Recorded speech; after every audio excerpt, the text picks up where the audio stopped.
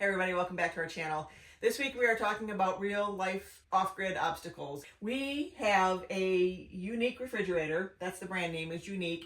It is a 9 cubic feet refrigerator and it is on all DC power. It doesn't have an actual plug. You just hardwire it right into your system. And we chose this for a variety of reasons. We definitely wanted to go with the DC appliances because of the power consumption is a lot less. And we can run this even when our inverter is off. So when we go away for a period of time, we can shut the inverter off. We're not having that idle consumption of our inverter going while we're gone, plus that of the fridge and the freezer. So we've already done a video on how much this refrigerator and our freezer take, especially when we're gone. And I'll link that in the description below because it's a really informative video about the power consumption and why we chose this one. But today we need to clean this out, and I'm going to be a little vulnerable here and show you my refrigerator because it's an absolute disaster. But it's small. It's a 9 cubic foot refrigerator, and there's a couple challenges with this type of refrigerator. One is the size. It isn't as big as what most people would have for a refrigerator, so it does tend to get cluttered a little bit easy. And I like to cook everything from scratch, so I always have a lot of fresh ingredients around, and so things get a little cluttered in there, and sometimes, yeah, it just gets to be kind of messy sometimes.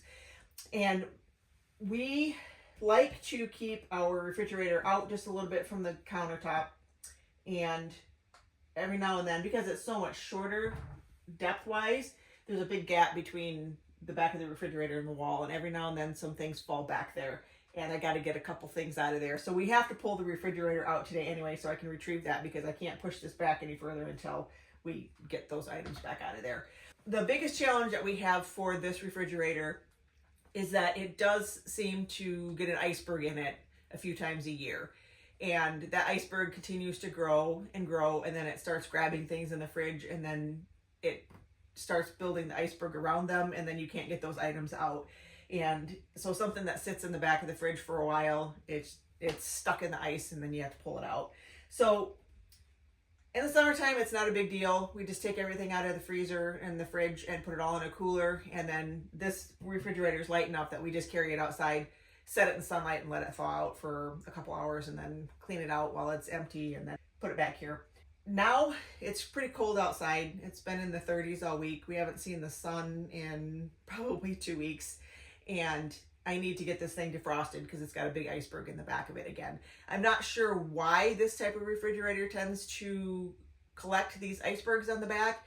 You can't just pull it off because I'll show you this when we get it emptied out. There's a plastic piece on the back of the refrigerator that protects some of the wiring and stuff, and you can't just pull that piece of ice off because you're gonna pull on wires, and so it has to be defrosted. And since we haven't seen the sun in about 2 weeks, and I don't want to bleed down our batteries too much more, we'll probably turn on the generator and I'll just defrost it with a hairdryer. And if you defrost it enough to kind of get it loosened up, get it off of the wires that it tends to build up around, then you can pull that off, and then we can clean it out and get it going again. So what we're going to do is we're going to empty this fridge completely. I'm going to pull it out away from the wall. We're going to shut it off and clean it out, and then get that iceberg out of the back. And then I'll show you what the inside of the fridge looks like before and after we get that iceberg out. And it's kind of a pain, but all in all, I do really still like this refrigerator. So let's get this thing emptied. This time of year, it's kind of nice because I can just take everything out of the refrigerator and put it on the porch. And we do use our outside porch for refrigeration in the wintertime. Sometimes things will freeze, so you got to be careful what you put out there, but it is a lot easier to deal with this in the wintertime, and this time of year especially when it's in the 40s and stuff, you can put stuff outside on the porch. So I'm going to empty all of this stuff out of here and get this thing cleaned out. Okay, so our refrigerator is empty, as much as I can get out of there. And one of the things I don't like about this refrigerator is the freezer is really small. And you can see that it does build up a little bit of ice along the top here. I just peel that off every now and then so it doesn't affect the seal. There's a little bit of ice buildup in there. but the refrigerator actually collects a whole lot more ice. And I had got some hummus cups in here that are, well, those two will come out, but these two are stuck in there. They're not going to come out. And I had this for a dessert. I don't even remember what I made with that. And it's completely stuck in this iceberg that's in the back. So I'll get those two out. So then there's this plastic piece on the back here, and it's pretty flimsy. So you don't want to be just yanking on this thing, because this iceberg goes all the way to the very back of the wall, goes around this plastic piece here that protects the wires in the back, and comes out right up by this light right here. And where this light comes through here to the back of this plastic piece, there's a couple wires that go through there for this light. And this is also where the refrigerator control is. So there's some wires in there that we got to be careful of when we're defrosting this thing. And that's the biggest thing that we need to be careful with. And so it goes down 2 shelves, and you can see something was sitting here. So it's a pretty big piece of ice that gets built up in here, and I'm not sure exactly why this refrigerator does this. And we try to keep on it a little bit more than we did when we first got it, to try and keep it from getting this big, but I don't know why it's doing that. Yeah, it's solid. That thing's not coming out of there. So Dan started a really hot fire in here so we can get it warm in here. And the only way to kind of get that thing off of there is just to hit it with a hairdryer. So I'm going to pull this out. We're going to shut it off, put a big towel underneath, and see if we can get that thing out of there. And then clean it out while we got, because something spilled in here. And so while I have it empty, it's got a small freezer. And then it's got 4 shelves. And then it's got some smaller shelves in the door here. You can fit a half-gallon jug of milk or juice or something in the door, but you cannot fit any gallon jugs of milk or water in these shelves in the door. They're too small. They have to go on the shelf. And these shelves are adjustable. And then you got a little tiny vegetable or fruit drawer down in the bottom there.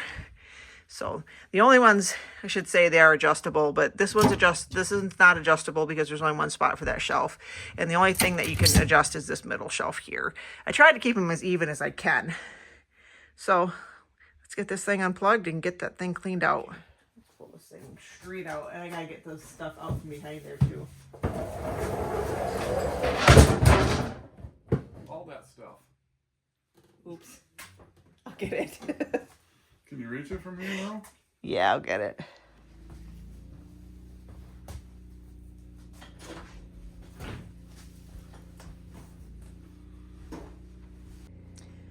Okay, so Dan started the generator, and he pulled the plug on he pulled the fuse on the refrigerator, so I didn't have to undo the wires in the back.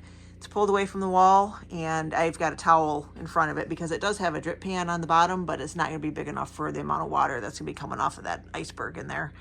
So let's get this thing defrosted.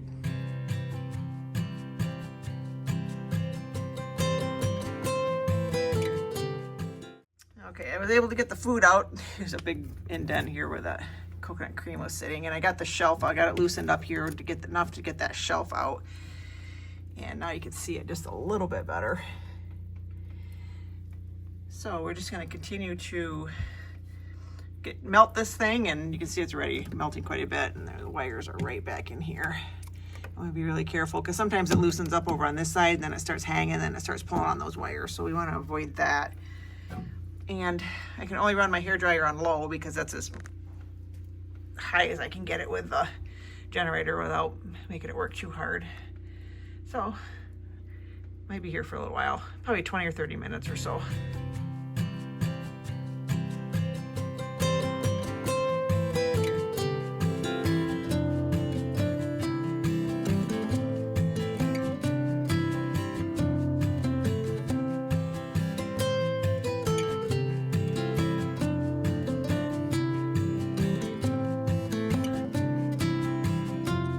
I had to get the stool. I can't sit on my knees like that anymore. I'm getting too old for that. show you guys. This is what we've gotten so far. I'm concentrating on getting this part cleared out because you can see once it's free of these wires right here, then I can get it off of this plastic part. And then there's a few more right down in here also. So it's starting to make a little bit of progress. I can break that just like that. See, there was those wires right there that I did not want falling down. I can just kind of start peeling some stuff back. There's some wires there. I'm gonna have to. And because you can put your hand back in here, I can feel this big thing of ice all the way back behind here too. So I gotta melt that so that drips down into the drip pan. But I also have to be able to, it's connected to this piece in front, so I can't pull it off because it goes all the way back behind it. But we're making progress. At least I got that part cleared off, so the rest of it can, oh, there we go. Got that part anyway. That's a big chunk of ice. So, hey, there we go. There's still a big chunk back here. And I'm wondering if I could just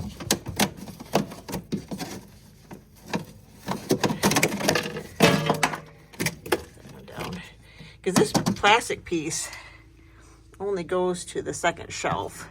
It's cleared out under here.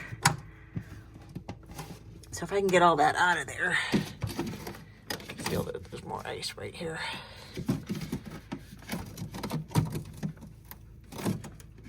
And if I can get that out, if I can get a little bit longer between, I wonder if, because if that ice stays there and I don't notice it when I'm cleaning this out, maybe if it, because it's there, it makes it easier to get built up fast again. I don't know. There's some pretty good sized chunks of ice. But this is what we want to protect. And that's supposed to be like that. The first time I pulled these off, I thought I broke this part, but those are supposed to be like that. So I'm going to just get this spot right here a little bit warmer and try and break that piece off that's down in there. I can feel it. It's about this big. It's about as big as my hand right here. It's a big flat piece of, I can feel pieces of it here falling down.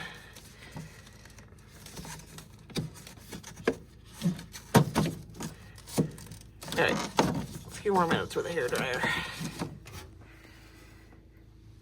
So far, it's been about 16 minutes of the hairdryer. All right, all the ice is out. Got that big chunk that was back here. There's some wires that I can feel that run right back through here, which is why I think this protective plate is right here. There's just a little tiny piece of ice right there yet. But by the time I'm done cleaning this thing out, I'm gonna be able to just knock that out. So that's what it's supposed to look like.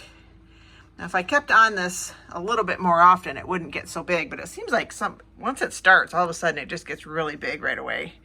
Even my freezer doesn't do that much. And then in the time that we were defrosting the fridge, the freezer just completely melted. There's a little bit on the walls there, just a little bit of frost on there, but I'll wipe this out. So you can see, not a very big freezer. But that's why we have a big freezer and chest freezer in the back.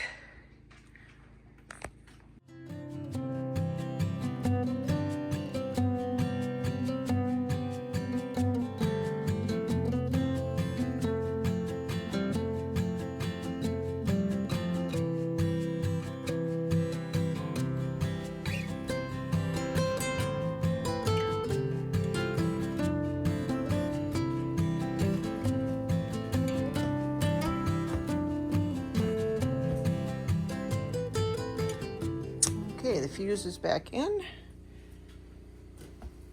All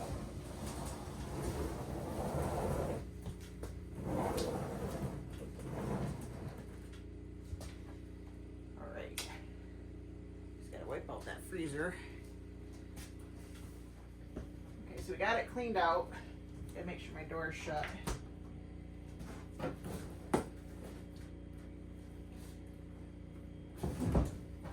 pretty light. I like to have it flush or just a little bit out from the cupboard here, so. And then it fits in there just enough to open it up. So this is what it looks like clean. And to give you an idea of what size shelves are in here, this is the full size shelf. And it's not real big. But I'm gonna put that one. I do this every time. I have to. It has to be pulled out. My doors have to be all the way open to get my shelves in. It's caught on the floor right now. Here, see if I can get that in there.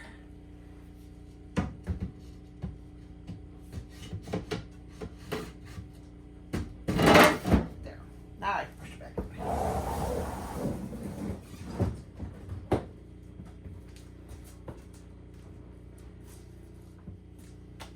So let's get this thing filled back up. I have to think that if you use this refrigerator for an off-grid cabin that was only used a few weeks out of the year or a few weeks at a time, that it would not build up ice because it would be shut off and be allowed to defrost in between uses. We live here full-time and we use this thing full-time, and it's just going to be one of those annoyances I think that we have to deal with when it comes to this type of refrigerator. I would much rather deal with the annoyances of this refrigerator than have to deal with the thought of having our inverter running constantly because a regular refrigerator requires the inverter to be on. Do I love this refrigerator? Yes. Does it annoy me? Yes, exceedingly sometimes. I hate having to defrost this thing. I think if I was on top of it a little bit more, it would be easier, and it is getting easier because I do know where those wires are now, and I know where I have to concentrate first to get that area cleared out, and then the rest of it will just fall off. Total time for the hairdryer was about 16 minutes today, and then I was able to pull the rest of it off after that.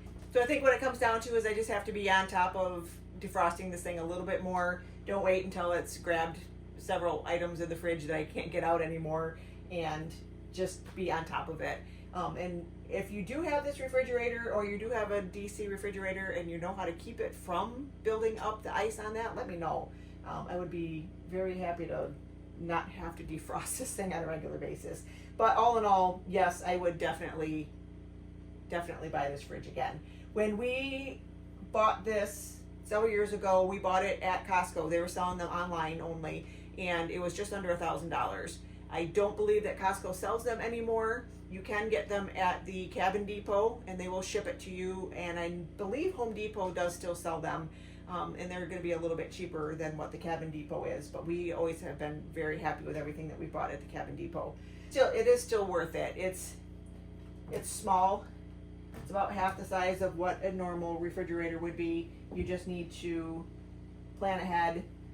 I try not to fill it up too much, but this time of year I can get away with a little bit more cold storage because I have my porch. So that's our bit of off-grid advice for this week.